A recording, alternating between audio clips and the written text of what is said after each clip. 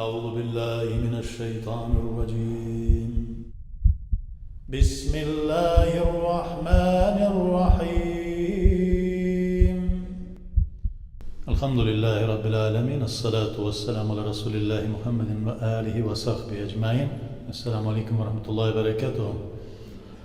Allah Teala'nın şu birgenine şükrana kılıp, Allah Teala'yı koşkan gıybedetini üterge dip, Allah Subhanahu Teala'nın rızalığın, mehabbetini tabırga dip, şu meşitlerge jiyelabız.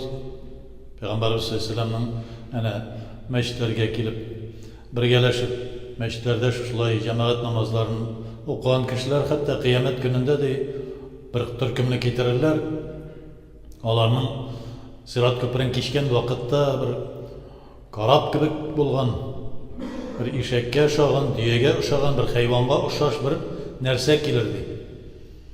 Olanları sorarlar, bu nersesin degeç, bu cemaat meşitlerde birgeleşip okuyan, namazlar okuyan cemaatinin meşitleriydi.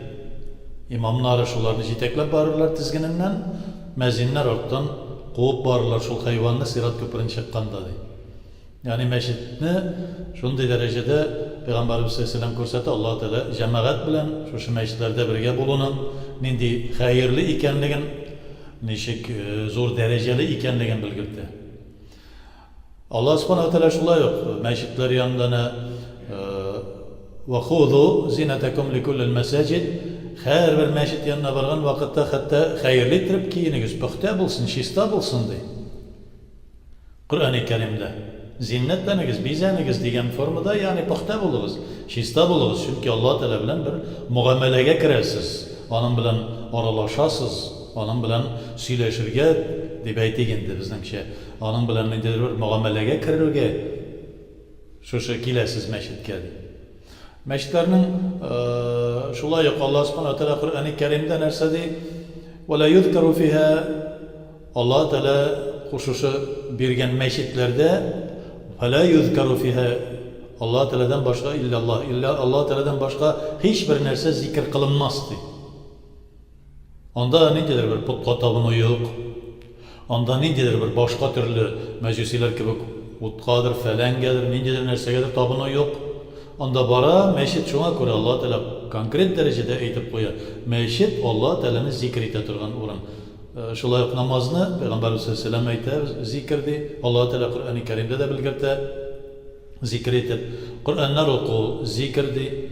Şulay endi Allah Teala'nın bulay da eske tushirib, suhbatlar bilan o'tirib, mana bulay söyleşib, suhbatlar deb atala, ul da zikr qilib Allah Teala'nın. Yani meşitte hiçbir vakitte de meşitte gerekmegen başka türlü nerseni zikr etmezler, eske tushirmezler, söyleşmezler. Şuna göre hadislerde var, Peygamberimiz Aleyhisselam'ın hadisi, meşitlerinizni bir urtaşağına koyuyoruz, yasağız. İlerigizni bizegiz deyin. Yani meşitlerinizni bizemeyiz. Ne için meşitte gelip bizeklerge qarab degende munda baş burgalab oturup ihtibarını Allah Teala'nın gıybedetinden, zikrinden yöneltmesinden, başka nersege yöneltmesinden, başkaga ihtibarını dikkatini bitirmesinden Allah Teala'ga dikkatli bulup kalı meselesini ko'rsatdi. Dikkatli bulup bütün ihtibar bilen Allah Teala'ga gıybedet kılını, zikr kılını, Allah Teala'nı zikr kılını. Namaz bilen, Kur'an bilen, sohbetler bilen, tehliller bilen, tesbihler bilen Allah Teala'nı isket çürüp turunda aytdi. Meşitnin edeplerini de ko'rsatdi. Allah Subhanahu Teala aytdi, bu siz ne yani Muhammed Aleyhisselam'ın kavmin ayırmalı başka kavimlerden, başka ümmetlerden ayırmalı olarak biz bütün dünyadaki pak orunlarını bütün üstünde meşit kıldık. Pak orunlar demek yani tirislik bulmasa, kabakatlik nedir bir hayvan suya atırgan bir naşar orunlar ya ki kabakatlik kılın atırgan bir orunlar bulmasa, kaydağına bulsağız da namaz okurga ruhsat verilir Allah Teala tarafından. Mesela başka dinlerde ayırım şu mağbetlerde özlerinin gıybedet kılatırgan orunlardağına gıybedet kılına başka yerde kılına almayalardı. Hristiyanların çirkevleri var, Yahudilerin sinagogaları var, başkalarının şun dinileri mesela putqa tapınuşçularının da ayırım bir puthaneleri var. Onların da şu puthanege kirip gıybedet bulup sanala, başka yerde sanalmıyor. Elbette tegi dualar kılı başka meseleleri vardır. Lakin biz namaz meselesinde söz eytemiz. Bizning için namaz okurga, yani cemaat da bilgili. Eğer de imamdan başka tağın 3 kişi bulduysa, bizim Hanefi mezhebi boyunca, indi koydağına şey tapmak orun bulduysa, vahşi hayvanlar yakin indidir düşman korkunçluğu bulmasa, birleşip okuyan namaz şulay cemaat namazı bulup okulan. Lakin meşitler meselesinde ne için meşitlerin Allah subhanahu wa ta'ala yukarı dereceye koyar, hatta çağıştıra. İyin başlap, meşitnin nigizi fitne çıkarır için bulsa, İyin başlap, meşitnin nigizi neçiktir bir jiyılıp, klub revişinde bir üzüne türlü, ümmetten ayırmalı olarak, ümmetten şitte kalgan bir gruppa olarak, bir fikirdeşler toplanıp şuşlay, bir klub formasında bulsa, yani Peygamberimiz Aleyhisselam'ın zamanında Medine'nin bir şiitinde, Medine şehrinin şiitinde ayrım münafıklar özleri jiyılışıp, özleri şuşlay sohbetleşip, Müslümanlara karşı bulup, işler için ayrım bir meşit düzdüler. Peygamberimiz Aleyhisselam barıp iştektirdi onu, jimirttirdi. Bunday meşit bulurga teyiş tügüldü. Peygamberimiz Aleyhisselam'ın meşiti buldu. O vakitte Kuba meşiti buldu mesela. Lakin başka meşitini fitne revişinde düzülgen. Jiyılışıp biz özümüzdükine jiyılabız da başkalarına ümmetinin, umum ümmetke karşı olarak oturabız diye eyteler iken o vakitte yani Peygamberimiz Aleyhisselam iştektirdi barı bir işiz dedi sahabelerge. Hatta cumganın şartlarından karasak da mesela cumganın şartları en birincisi elbette bir şehir kebek bulurga deyir, cumga namazı ötkeriletirgan meşit, camiye meşit bulurga deyir. İkincisi rüksat bulurga deyir, patşadan yaki patşanın koyulgan bilgilengen. Bugün günde biz müfti deyimiz endi, bilgilengen kişisinden. Üçüncüsü meşit, her bir kişi kire alırlık bulurga deyir. Ayrım bir gruppagına tügül. Bilet bilen kire turgan tügül, sen bizneki tügül deyip kine tügül, başka kişilerge bikli bulatırgan bulayken, onun şartı ütelmeyanda cumba utkılmay. Cumba okılgan, cumbaları kabul etilmey. Çünkü ul meşitke bütün kim kirerge tili cumbanı okurga, bütün katlam, her bir katlam Müslümanlarının türlü gruplardan bulsa da alır kirip okurga, rüksat bulurga, tiyiş alırga. Yani erkinlik bilen kire alır derecedeki. Ansından da bir görəbiz ki, yani meşit iken ol, şonday rəvişdə bulurga tiyiş, onda kirip bütünüsü birge ümmet bölünmesin için. Muhammed Aleyhisselam'ın ümmeti bölünmesin için.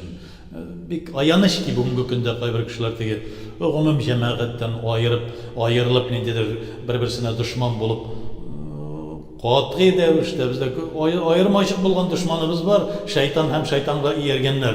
Onlarga düşman bulmayı kayber kişiler şu umum cemaatteki bulgan, meşitlerdeki bulgan cemaatlerge, bütün ümmetke düşman bulup yürüyorlar.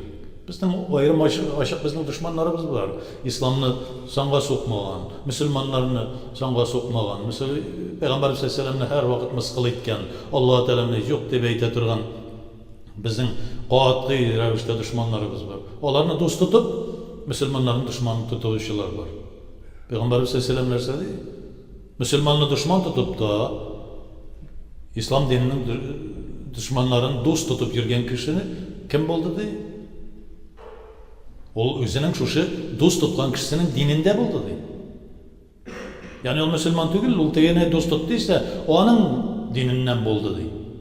Görəbiz ki, bugünkü günde bir köp anın işler. Yani köp Müslümanların, devletlerin, Müslümanların cemaatlerini harap ettiler, göre oturup. Mesela bugünkü gündeki soğuşlarını qarasak, kim o soğuşlarını uyuşturdu Müslümanlara qarata, onların jırlarını jırlap, onların işlerini işlep, birinci safta Müslüman deyip atalan kişiler, onlar bilen birge kirdiler, başka Müslümanlarını harap ettiler. Demek onların dini, dostlarının dini. Allah saklasın. Şuna göre meşitteki cemaat, olğumun bir Muhammed Aleyhisselam ümmeti. Bir de türlü fikirdeki kişiler var. Yaşı, kartı, bir türlü fikirli turgan, ikinci türlü fikirli turgan biz bir bütün. Kıyamet meydanında da şulay basıp duracakız. Qabat eytemiz bu meşitler bugünkü günde Nuh Aleyhisselam'ın kiymesi gibi kaldı. Nuh Aleyhisselam'ın kiymesinden de fillerde, sıyırlarda, sarıklarda, kuşlarda, eden balaları da buldu, türlüsü kirdi. Biride de bizning de şulay meşitlerimiz bütün cemaatning, ümmetning bütün katlamı kire. Şuna göre meşit özüne birleştire turgan orun. Meşitning özünün tertibi var. Meşitning qarovchilari da var. Mesela bir de şista bolsun üçün, yılı bolsun üçün, türlü tirlikler kirmesin üçün, türlü isrikler kirmesin üçün, türlü naşar kişiler kirip bunda jimirmesin üçün, eyberlerini vatmasınlar, pişiratmasınlar üçün. Çünkü ikinci namaza kelgende tağın şuşlay şista bolsun üçün qarab turuşuları var. Qaybir kişiler aytalar da tertipni buzma deb aytar, o'sha tertipni saqlovchi, meşitdagi tertipni saqlovchi kişiler bu Allah Teala yurtidir. Elbette şu meseleni biz anlatırga tırışabız. Bu Allah Teala yurtu. Tiledik kim kirib tiledi nerse işlep yürü turgan orun tugel. Biride vazifalanan kişiler var, mezinleri var, imamı var, şuşunda saqlovchisi var, şulay şuşunda qarovchisi var, jiyishtiruvchisi var. Şunun gibi, şuna göre bilgilengen kişiler var. Allah Teala yurtu bu. Allah Teala'nın ismigine bulamında. Bunda bir siyaset de yok. Bir türlü fikirlerge bölüşü de yok. Bu birleştire turgan orun. Ümmetning, Peygamberimiz sallallahu aleyhi ve sellem'nin ümmetindeki her bir kişi Muhammed sallallahu aleyhi ve sellem'ge neçe kadirli bolsa, kıyamet gününde şefaat kılandı. Meşitler de şunday orun. Biz bir-birimizge bütünümüzde kadirli. Lakin biri de özünün bir kategoriyalar var.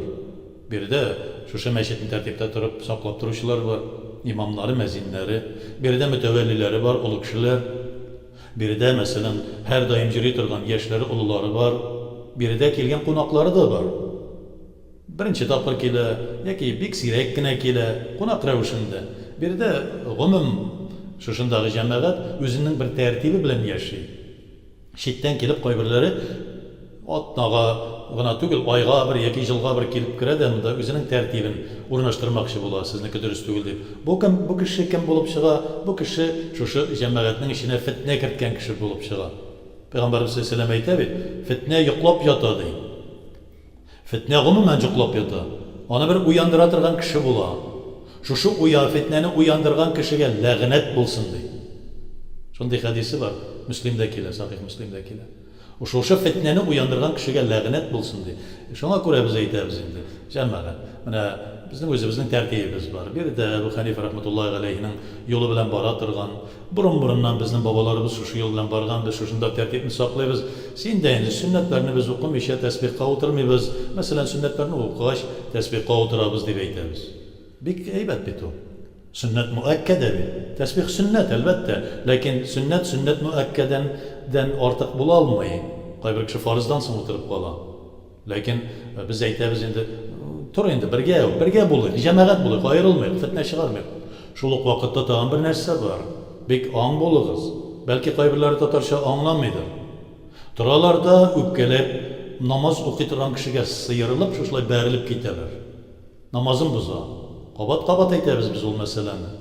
Bir kişinin namazının o'qigan vaqtda oldindan namazlığı üstünden o'tib ketiyor. Onun namazını buzdum. Andi kişi geldi. Peygamberimiz sallallahu aleyhi ve sellem 40 yıl boyunca o'tli ko'mirda basıp turuğu hayırlirekti. Kişinin namaz o'qigan vaqtda oldindan o'tib ketuvine qaraganda. 40 yıl o'tli ko'mir üstünde basıp turuğu hayırlirekti. 40 yıl yuqog'ini aytilmagan beti o. Sen o kişinin namazını bozasın, sen aşıyon çıktı, tur sünnetini oku deb aytgachda. Bütünümüz birga tasbihni tartırız, bütünümüz birga Qur'onni o'qirmiz deb aytgach. Nek Qur'onning oyatlari bor bu. Va iz qudiyatis salatu fazkurullah. Namazlar tamam bo'lgach zikr qiling'iz deydi. Fa iza qara'tal Qur'ana fastami'u lahu va ansitu. Qur'on o'qilgan vaqtda tinib qoling'iz, o'tirib tinglab turig'iz, oshiqmag'iz. Dunyoga oshiqmag'iz. Dunyo qo'shmaydi. Qur'onning oyatlari bu. Demak, bu kishilar Qur'onning oyatlari bilan sonlashmaylar. Adashganlar, miskinlar deb aytamiz biz antilarni. Miskinlar shunday ajr savobni yo'qoltalar. Shunga ko'ra jamoat, mashitlar jamoatni bo'ldira turgan o'rin. Ana shayton nechta xotira bor. Ничектә булса ул мәчетләрдә кешеләрне наданга чыгартырмакчы булалар төрле сөз белән, андагы имамнарны, бабайларны, андагы җырлый торган яшьләрне бөтенесен сүгеп, анда рәтле кеше җырмый тегеләй, болай, әйдә без бер җирдә бөтен дөнья бит Алла Тәгаләнең мәчете, үзебез бер 3-4 кеше җыелабыз да, үзебез бер җәмәгать булабыз дип, шәйтан ничек кутыртып кешене айыра гомумән өммәт дигән җәмәгатьтән. Шуңа без инде мәчетләр, әнә шуңа күрә иң хәерле мәчет, иң беренче тәкъвалыкта төзелгән, нигезе тәкъвалыктан төзелгән дип килә Алла Тәгаләнең аятлары. Безнең мәчетләребездә дә һәрберсендә шулай өммәтне бер җиргә туплый торган мәчетләр, Аллага шөкер, һәрбер вакытта да я Раббым шушы мәчетләребездә иминлек, тынычлык бир. Аллаһумма Раббана арабызда үлфәт мәхәббәт булдырып, үлфәт мәхәббәттән аерма я Раббым, фитнәләр булдырма. Раббана атина фид дөнья хасанatan ва фил ахирати хасанatan ва қина азабнар.